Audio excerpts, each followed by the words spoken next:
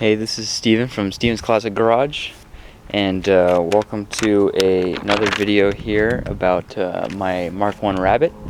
So I haven't been filming a whole lot with this car, so I'm going to talk a little bit more about it and kind of what the future holds for this car, and some of the things that I need to do and some of the things that I did do that you'll see in the future with this car. So, basically, I've done a little bit to it, not a lot. Main thing that I've done recently is I've added the brace. It's kind of like the Eurosport brace with the cross, the X that goes across the suspension, and then two parallel bars. But this one's for Go Kraut, so you would have seen that on my channel. I'm going to do the final conclusion on that pretty soon. And then I tried the front bar, but the front bar did not work. So eventually I'm going to put that back together. So I did get a center, the cluster. I did buy a cluster that has miles per hour, triple, what was it, 6-digit, and the 6-digit trip meter. 120 mile an hour speedometer, plus a tack with the temperature and fuel gauge. So I have that, and also I have the GT console that goes up in the center, so I have that as well. I have also built the back brace, so I'll do a video on that. I'm not actually super particular happy with that back brace in there. Window's really dirty, I need to probably clean it. What else? I did buy some door cards. I found some peanut butter door cards, so those will be going in there, and I'll be taking out the speakers with it. I need a new scuttle tray. I got these little things. I don't know if you guys have seen these, but I got some of these guys. This one's not very stuck on there, so I'm gonna have to hot glue that. I do have the scoop. It is getting into winter, and also these vents in these cars, they don't close all the way.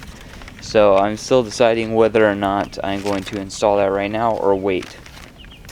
Apparently this piece, when I put the bumper back on, I guess I broke it too much, and now it fell off, apparently. So I'm going to have to buy a new set of those. The front and back both needs a new set of those. This one looks okay, so I'll probably keep that one. Yeah, this one looks okay. Yeah, it's okay, so I'll keep that one. And then from the fuel back here, it cracked this piece here, so that piece is no longer holding on. I'll probably just hot glue that guy in there because the fuel dripping down, I think, ate that. And obviously the back here, it needs definitely some work. I wish I knew where that one went, because this one's actually hot glued in. I wish I knew where that one went, because I'll just hot glue it on temporarily. But I need all new ones. And then with that, I need to decide whether I'm going to go with the Euros, these metal Euros, or the plastic Euros. Yeah. And then a couple other things are maybe some custom springs for the car, for it being this low and maybe even going lower. But with that, I'll need to go with a what's it called? I'll need to go with the low profile pan. I'll need to make the low profile pan, which I'm pretty interested in making actually out of sheet metal. So but everything else is kind of gonna stay the same. Eventually I want to redo the dash. This dash is all cracked, and then I want to put the little wood grain trim that goes across to match the cluster. So I'll kind of go with a wood grain interior. That would look kind of cool, which is the custom interior, obviously, for this model year car. Let's see, what else do we have here? So obviously the next thing is performance stuff, because kind of the aesthetic stuff is last, performance stuff is first. So get that front brace on, and once I get that front brace on, it's going to need some heavy modifications, but I'll probably get it on. Then looking to either do a swap to a 1.6 turbo diesel engine with the oil squirters and the high temp pistons, or rebuild this one and add that stuff to this one of the two. I need to cut out the venting on this. I still need to make the scoop for the cold air intake over there on that vent. Still need the polyurethane lip, so I need that also. And then do the coating on the manifold, the intake manifold, so it doesn't absorb all the heat from the engine before it goes into the engine. And what else? And then a turbo, either K14 or K24 turbo. I do have somebody on my channel, YouTube channel, that you might have seen, that has contacted me saying that, you know, unfortunately he has a total rabbit, and he was talking about possibly parting it out, and he has the turbo diesel on it, so we will see where that goes. So that might be a possibility, but I definitely want the high temp pistons and the oil squirters, so I could go a little bit higher on the boost.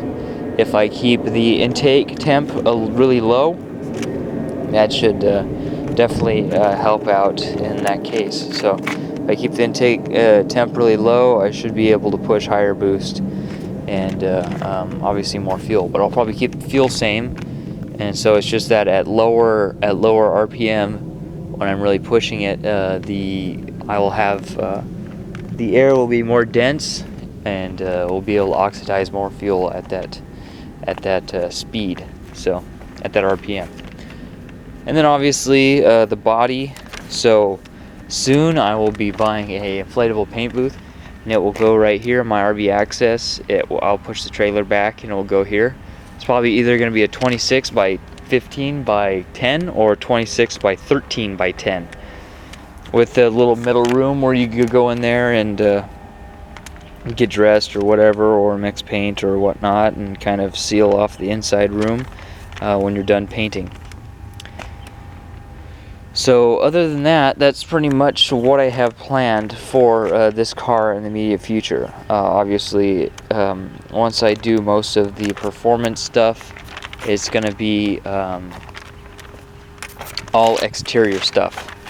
So I will take the front of the car apart and paint and do body work. I'll probably do body work on it, each part on the car, and then you know, seal the car up so I don't get anything inside the engine or whatever, and then do all that. Take all the windows out and do all the rust around the windows and around the roof.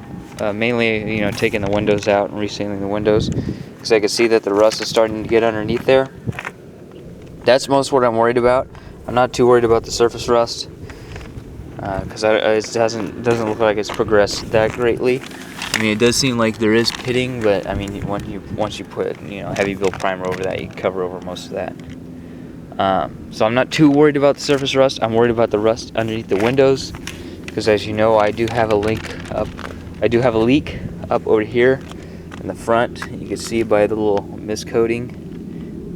I think it got in between the glass or something. So also I have a thing for this. I gotta take this thing off.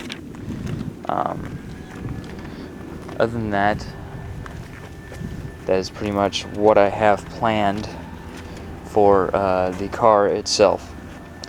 So that is what I'll be working on the car, and all of this is assuming that I get the Mustang back on the road to do the exterior.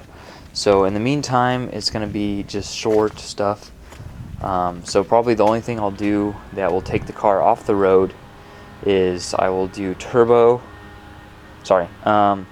I'll do all these performance mods when I have time off, or during the shutdown, because shutdown's coming up. Shutdown's coming up in December, so there I can maybe do the turbo and that kind of stuff and take the car off the road, but I can't take the car off the road for a considerable amount of time unless I have the Mustang to drive. So The Rabbit has to stay online, so I could do, I could do console, I could do the cluster, I could do cold air intake, that kind of stuff. Maybe even a motor swap, maybe even a turbo, but I can't do the exterior and take all the glass out of it.